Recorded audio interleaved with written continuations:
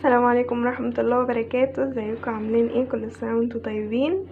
معلش متأخرين عليكم في الفيديوهات، بس كنا غايبين عنكم للظروف. يلا نعمل مع بعض حاجة حلوة ناكلها بعد الفطار. معانا نص كوباية سكر، ودي حلة انا مولعة عليها النار عشان تسخن. هحط نص كوباية السكر كده، ومش هقلب خالص، انا عايزاها تتكرمل عشان نعمل مع بعض مهلبية الكراميل. فاحنا هنسيب كده السكر ده كده، بس هنوزعه عشان يتكرمل كله لون واحد. بسم الله. وموطيين النار خالص خالص خالص، وهنسيبه بقى ايه لحد ما يتكرمل كده. السكر ساح من غير ما نقلب فيه خالص، ووصل للون الجميل دوت. هناخد بقى معلقة سمنة حلوة كده ننزل بيها عليه ونقلب. بسم الله الرحمن الرحيم. احنا كده بصوا كأننا بنعمل كراميل عادي خالص. تمام. وهننزل باللبن. بسم الله الرحمن الرحيم. معايا نص كيلو من اللبن، هنزل بيه مرة واحدة وبعدين هرجع اكمل. يعني هزود لبن تاني. انا عاملة كيلو من اللبن، نزلت بنص كيلو في الاول. اول لما نزلت باللبن بصوا المعلقة لزقت في الكراميل، والكراميل لزق في الحلة ونشف خالص. وبصوا هتحسوا ان الدنيا اتعكت منكم. لا هو كده انتوا ماشيين صح. حاولوا تسلكوا بقى المعلقة كده بالراحة، وسيبوه لما اللبن يغلي، والكراميل دوت هيسيح وهيدوب في قلب اللبن وهيتقلب. بصوا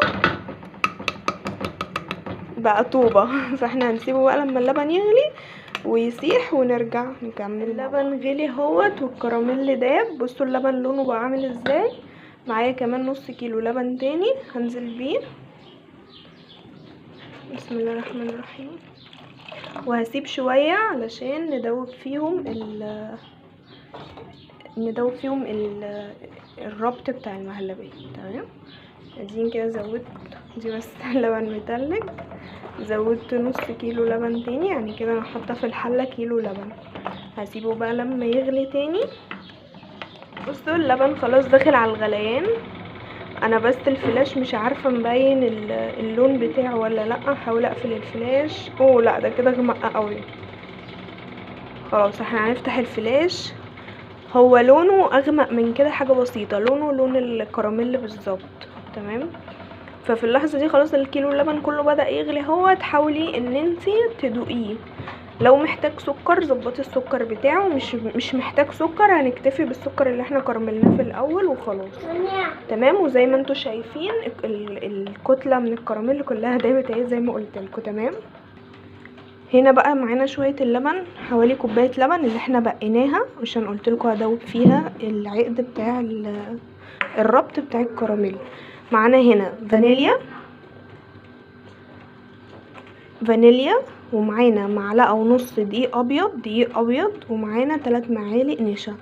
هنخل الكلام ده كله في اللبن وهدوبه كويس قوي قوي قوي خالص. هحاول ما يكونش فيه اي تكتلات، بس انا هنخله علشان خاطر الدقيق والنشا ممكن يكون فيهم كلاكيع او حاجه. العقد اللي بالنشا والدقيق والفانيليا داب خالص، ما بقاش فيه اي تكتلات نهائيا.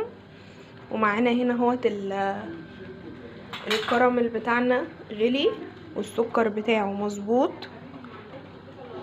هبتدي انزل حبة حبة بالخليط ده وايدي فيه اقلب علشان ما يكلكعش مني زي المهلبية بالظبط. بس الدقيق بيديها قوام تحفة. هبتدي انزل حبة حبة واقلب لحد ما تربط معايا زي المهلبية. وطفيت عليها النار. انا ما طفيتش عليها النار الا لما حسيت ان هي بتبقبق كده، عشان ابقى متاكده ان النشا والدقيق طعمهم استوى وما يبقاش طعمهم باين. بصوا قوامها. طبعا القوام بقى ده زي ما انت بتحبيه، بس هي طبعا لما بتتقل بتبرد. مهلبية عادي. تمام. فاهم حاجه ان انت بس ما يكونش فيها تكتلات عشان تبقى كريمه خالص كده. تمام. هغرفها بقى في اطباق التقديم وهرجع له. كده المهلبيه بتاعتنا خلصت ما شاء الله. انا عاملاها بلبن صافي مش حاطه ميه خالص. طبعا استناها تبرد وادخلها التلاجة. طعمها بيبقى عامل زي دانة الكراميل، دانة الجاهز اللي بطعم الكراميل، هي طعمها كده بالظبط.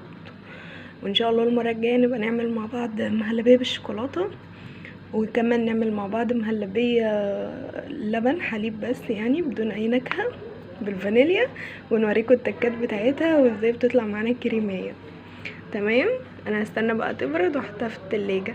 حطوا لنا بقى لايك كتير واعملوا لنا شير للفيديو واعملوا متابعه لو مش متابعين القناه، واستنونا في فيديوهات جايه كتير. باي.